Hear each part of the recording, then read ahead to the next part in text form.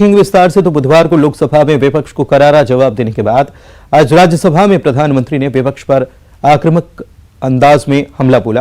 विपक्ष की नारेबाजी के बीच प्रधानमंत्री ने कहा कि हमने सामाजिक न्याय, 2 वक्त की रोटी जैसी समस्याओं का समाधान निकाला है, आपने इसका समाधान क्यों नहीं निकाला था। विपक्ष की लगातार नारेबाजी पर पीएम मोदी ने सीना ठोंकते हुए कहा कि सभापति जी, देश देख रहा है कि एक अकेला कितनों पर भारी पड़ रहा है।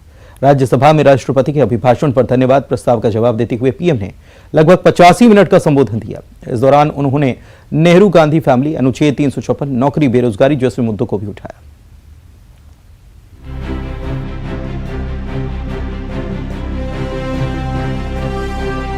बुधवार को लोकसभा में करारा जवाब और गुरुवार को राज्यसभा में भी पलटवार। राज्यसभा में राष्ट्रपति के अभिभाषण पर धन्यवाद प्रस्ताव का जवाब देते हुए पीएम नरेंद्र मोदी ने करीब 58 मिनट का संबोधन दिया। इस दौरान उन्होंने कई मुद्दों पर विपक्ष को पानी पानी कर दिया। पीएम के संबोधन के दौरान विपक्ष की लगातार नारेबाजी पर पीएम ने सीना ठोक कर कहा, सभापति जी, देश देख रहा है कि एक अकेला कितनों पर भारी पड़ रहा है। देश देख रहा है, देश देख रहा है, एक अकेला कितनों को भारी पड़ रहा है, एक अकेला कितनों को भारी पड़ रहा है। अरे नारे बोलने के लिए भी उनको बदल करना पड़ता है। जो भी ये बोलता है घंटे भर से आवाज की जवाब देना है। आदरणीय सभापति जी, एक कन्विक्शन के कारण चला हूं, देश के लिए जीता हूं, देश के लिए कुछ करने के लिए निकला हुआ हूं। और इसलिए ये राजनीतिक खेल खेलने वाले लोग, उनके अंदर वो हौसला नहीं है, वो ढूंढ रहे हैं, बचने का रास्ता खोज रहे हैं। विपक्ष की लगातार नारेबाजी के बीच पीएम मोदी ने कहा कि इस प्रकार की प्रवृत्ति के मानवीय सदस्यों को मैं यही कहूंगा कि कीचड़ उसके पास था, मेरे पास गुलाल। जो भी जिसके पास था उसने दिया उछाल। अच्छा ही है, जितना कीचड़ उछालोगे कमल उतना ही ज्यादा खिलेगा। कीचड़ उसके पास था, मेरे पास गुलाल।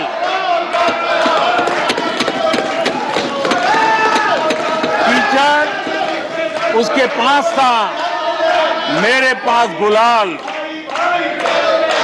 जो भी जिसके पास था उसने दिया उछाल।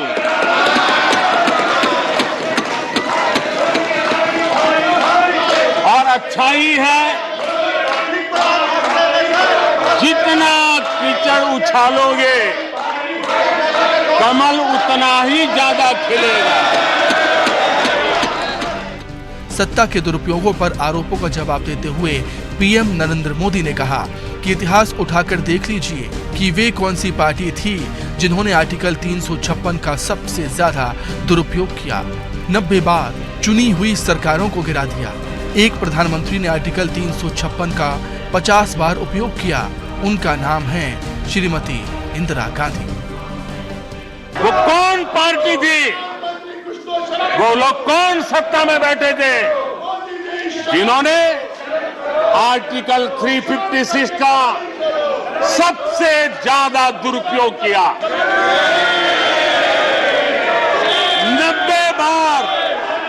90 बार चुनी हुई सरकारों को गिरा दिया। कौन है वो? कौन है जिन्होंने किया? कौन है जिन्होंने किया? कौन है जिन्होंने किया? इतना ही नहीं सभापति जी, एक प्रधानमंत्री ने आर्टिकल 356 का 50 बार उपयोग किया, आधी सेंचुरी कर दी। वो नाम है श्रीमती इंदिरा गांधी का। गांधी नेहरू परिवार को निशाने पर लेते हुए पीएम मोदी ने कहा कि किसी अखबार में पढ़ा था कि 600 सरकारी योजनाएं गांधी नेहरू परिवार के नाम पर हैं, लेकिन मुझे ये समझ में नहीं आता कि उनकी पीढ़ी का कोई व्यक्ति नेहरू सरनेम रखने से डरता क्यों है। क्या शर्मिंदगी है, इतना बड़ा महान व्यक्ति आपको मंजूर नहीं है, परिवार को मंजूर नहीं है और हमारा हिसाब मांगते रहते हैं। मैंने किसी अखबार में पढ़ा था, मैं कोई वेरीफाई तो नहीं किया है, और रिपोर्ट कह रही थी 600 जितनी सरकारी योजनाएं सिर्फ गांधी नेहरू परिवार के नाम पे है। लेकिन मुझे ये समझ नहीं आता है कि उनकी पीढ़ी का कोई व्यक्ति नेहरू सरनेम रखने से डरता क्यों है? क्या शर्मिंदगी है नेहरू सरनेम रखने से? क्या शर्मिंदगी है? इतना बड़ा महान व्यक्तित्व अगर आपको मंजूर नहीं है, परिवार को मंजूर नहीं है और हमारा हिसाब मांगते रहते हो। पीएम मोदी ने विपक्ष पर निशाना साधते हुए कहा कि इनकी सोच है कर्जे ले लिए जाएं, भुगतान आने वाली पीढ़ी करेगी। पड़ोसी देशों को देखिए, दुनिया में उन्हें कोई कर्ज देने के लिए तैयार नहीं है, ये मुसीबतों से गुजर रहे हैं। उन्होंने कहा है कि आप ऐसा कोई पाप मत कीजिए जो आपके बच्चों के अधिकारों को छीन ले। Bureau report, news 18, Delhi. एक दर्दनाक हादसा और बुझ गए घरों के चिराग। भानु प्रतापपुर में एक ट्रक ने ऑटो को जोरदार टक्कर मारी और सड़क खून से लाल हो गई। ऑटो में सवार 7 स्कूली छात्रों की मौत हो चुकी है, जबकि एक की हालत काफी गंभीर है। बुरी तरह से जख्मी ऑटो ड्राइवर भी जिंदगी और मौत से जूझ रहा है।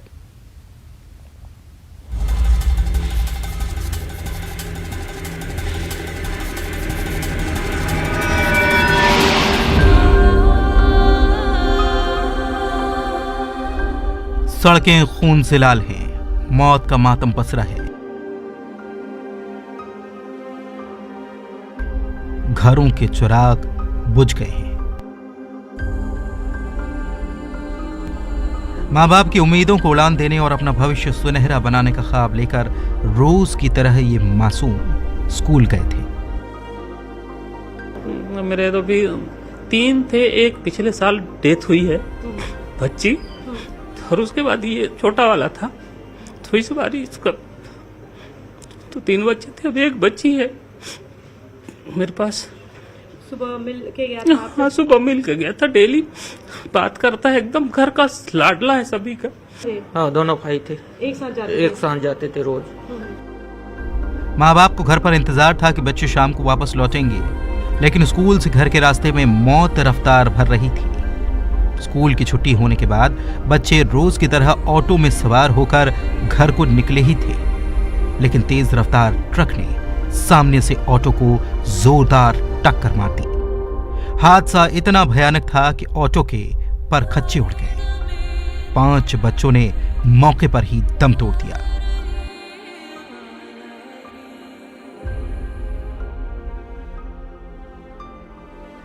जिंदगी और मौत के बीच झूलते बाकी बच्चों को अस्पताल पहुंचाया गया। इस घटना से पूरा सूबा सन्न है। बच्चों की दर्दनाक मौत की खबर सुन लोगों का कलेजा मुंह को आ रहा है। बिल्कुल तुरंत मैं यहाँ पर आई स्पॉट पे। वाकई में बिल्कुल हृदय विदारक घटना है, जो छोटे छोटे मासूम बच्चों को मौत हो गई है। पूरा प्रशासन लगा हुआ है, पूरी सरकार लगी हुई है। जितनी भी हर संभव मदद जितनी भी होगा, हम पूरे प्रशासन हम जो भी मदद होगा इन भरपूर करेंगे। हमारे सीएम भूपेश सरकार, उनके भी इसमें नॉलेज में चला गया है, उन्होंने भी गहरा दुख संवेदना व्यक्त किए हैं। तो हमारी तरफ से जो भी सहयोग जो भी बनेगा हम बिल्कुल करने को तैयार हैं। घरों के चिराग बुझ गए हैं। हादसे में ऑटो का ड्राइवर भी बुरी तरह जख्मी है। इधर घायलों का इलाज जारी है। सभी दुआ कर रहे हैं कि घायलों की जान बच जाए। सड़क पर रफ्तार का कहर आए दिन किसी न किसी मां की गोद सूनी करता है, लेकिन यह हादसा एक साथ कई माओं की गोद को सूनी कर गया। खेम नारायण शर्मा, न्यूज़ 18, कांकेर।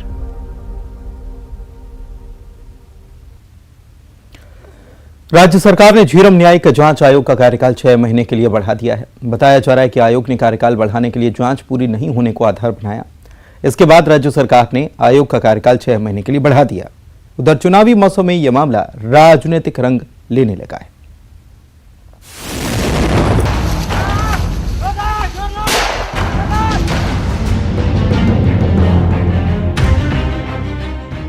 छत्तीसगढ़ सरकार ने झीरम न्यायिक जांच आयोग का कार्यकाल 6 महीने के लिए बढ़ा दिया है।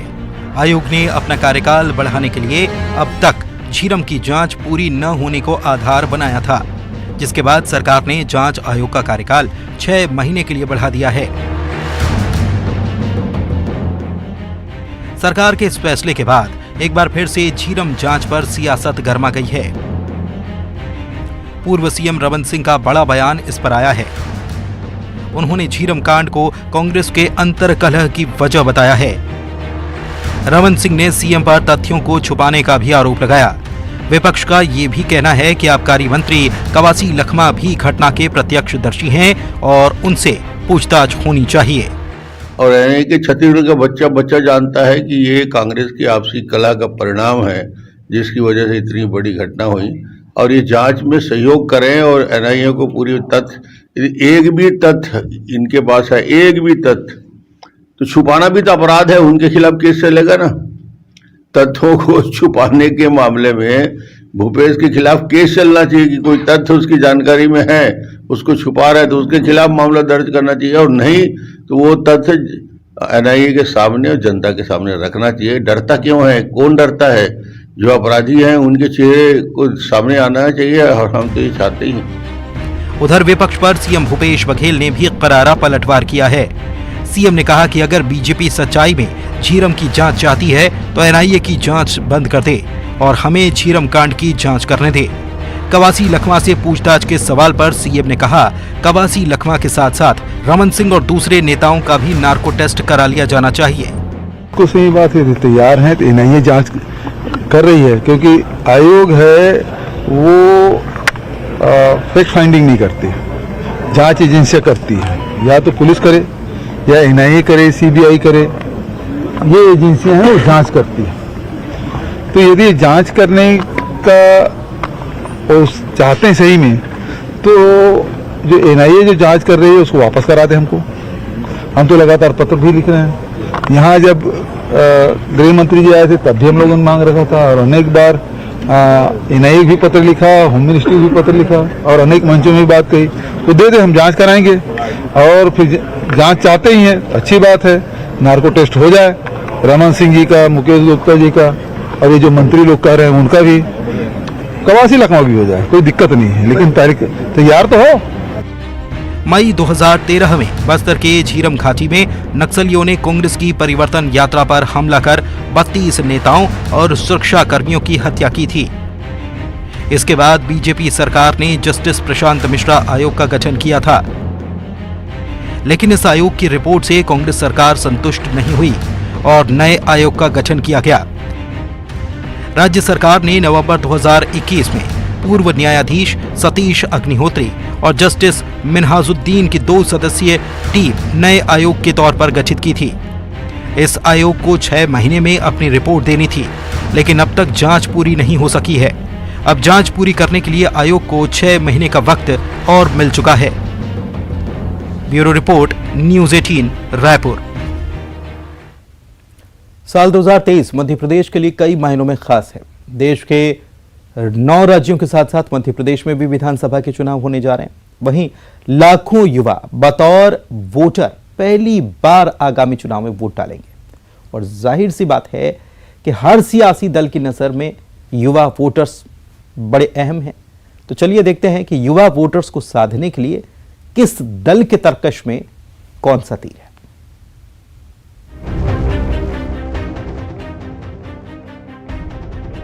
चुनावी मौसम में युवाओं की सियासी पूछ परख ज्यादा ही बढ़ गई है।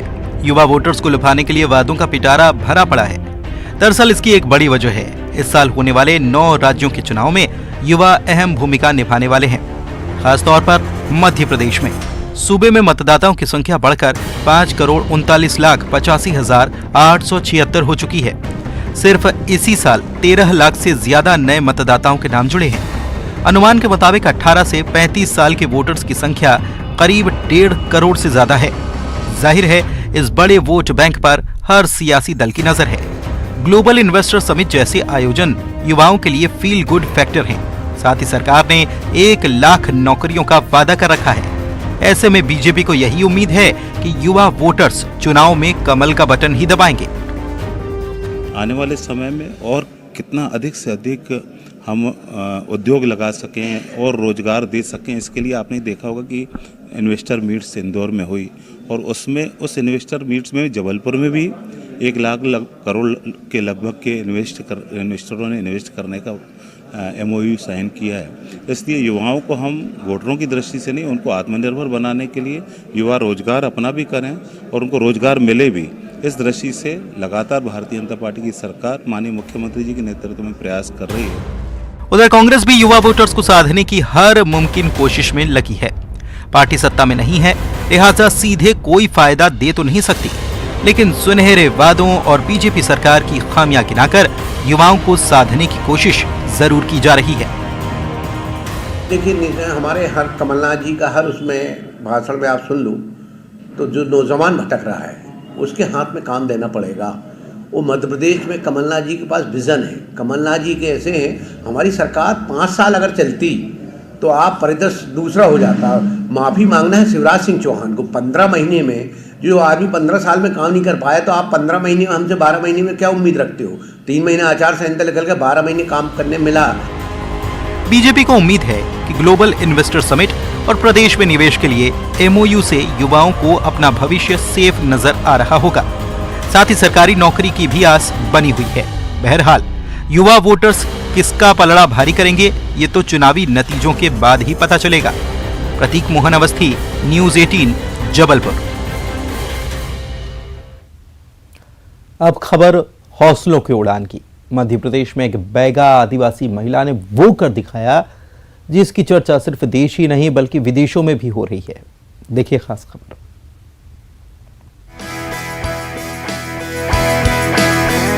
जो काम वन विभाग, कृषि विभाग या इससे जुड़े बड़े बड़े लोग नहीं कर पाए, वो एक अनपढ़ आदिवासी महिला ने कर दिखाया।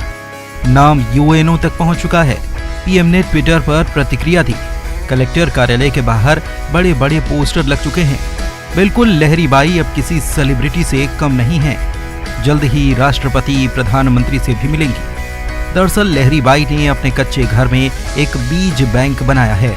ये न केवल अनोखा है बल्कि इसमें लहरी बाई की 10 साल की मेहनत भी शामिल है। एक नजर में तो देखने में लगता है कि ये सब क्या है, लेकिन यही तो है डिंडौरी जिले के सिलपीड़ी गांव में रहने वाली बैगा आदिवासी महिला लहरी बाई का बीज बैंक। ये बीज बैंक ऐसे नहीं बना। लहरी बाई की जिद और जुनून ने अपने 2 कमरों की झोपड़ी वाले घर के एक कमरे में जो चीजें इकट्ठी की हैं, वो किसी खजाने से कम नहीं। ये मिलेट क्रॉप्स के बीज हैं, जिनमें से अधिकांश बीज विलुप्त हो चुके हैं और इन फसलों की खेती बंद हो गई है। इसीलिए ये बीज बैंक खास है। तो अब इसकी खेती होना बंद हो गई है क्या? बंद हो गया बीच में, पूरा बैगा चकबान गाँव में। हाँ। तो मैं सोच करके और जोड़ के और बो के और फिर जोड़ ले ताखर बात बीज बैंक बनाए हैं। तो ये बताइए, जो जितना बीज बैंक में है उन बीजों का नाम, उस समय तो मैं नहीं जानता था कि ये क्या बीज है, कि मंडला जिला से मैं आता हूँ, पर मुझे मालूम नहीं, मंडला जिला में तो पूरा ये बीज लुप्त हो गया है। हाँ, किसानों को मैसों को देते हैं और फिर जो किसान का इच्छा हुआ तो वापस करते हैं। ये एक इनका बांटने का एक तरीका है, कहीं तो मटका लेके तो कहीं रैली के माध्यम से, ऐसे करके जागरूकता की भी काम और वहीं पर बीज वितरण का काम करते हैं। ऐसा ये अभियान चला चला के बीज बांट रहे हैं। मिलेट क्रॉप्स के संरक्षण और संवर्धन को लेकर लहरी बाई के प्रयासों की जानकारी जैसे ही कलेक्टर विकास मिश्रा को लगी तो वे खुद एक दिन अचानक लहरी बाई के घर पहुंचे। अंतर्राष्ट्रीय मिलेट ईयर घोषित किया गया है और उसमें जो जिले चूज किए गए हैं मध्य प्रदेश से, उसमें हम लोग भी हैं। और हमारे यहाँ कोदो कुटकी का जो उत्पाद है वो हमारी कुल जो उपज है उसका 40% के आसपास है। और हमारे यहाँ जितना बैगा चक्की पट्टी है वहाँ पर कोदो कुटकी सबसे ज़्यादा होता है। और मुझे बताते बड़ा हर्ष है कि जो लहरी बाई हैं वो सिलपड़ी की रहने वाली, उन्होंने अपना ग्रेन बैंक बनाया है। अपने जिले में अनूठा है। उनके उस ग्रेन बैंक में उनके पास ऐसे ऐसे बीज हैं जो अब खत्म हो चुके हैं और वो उसको आम जनता को आगे खेती के लिए देती हैं। हमारे मिलेट ईयर के लिए हमारा चेहरा है, वो एक बैगा आदिवासी हैं और सिलपड़ी गांव में रहती हैं। हमने उनको विजिट किया था, उसके बाद हमने तय किया था कि उनको अपने इस पूरे प्रोग्राम का पोस्टर बनाएंगे। तो अभी आप जहाँ भी हमारा पोस्टर देखेंगे वहाँ आपको लहरी बाई दिखाई देंगी। आपको बता दें कि मिलेट क्रॉप्स मोटे अनाज वाली फसलों को कहा जाता है, जिसमें ज्वार, बाजरा, कोदो, कुटकी, सांवा, रांगी, कुट्टू व चीना आदि अनाज आते हैं। इंटरनेशनल मिलेट ईयर की सूची में डिंडौरी जिले का भी नाम शामिल है और लहरीबाई इंटरनेशनल मिलेट ईयर सम्मान के लिए डिंडौरी जिले का चेहरा हैं। कलेक्टर खुद ही लहरीबाई की ब्रांडिंग कर रहे हैं। डिंडौरी से न्यूज़ 18 के लिए विजय तिवारी की रिपोर्ट। और इसी के साथ इस बुलेटिन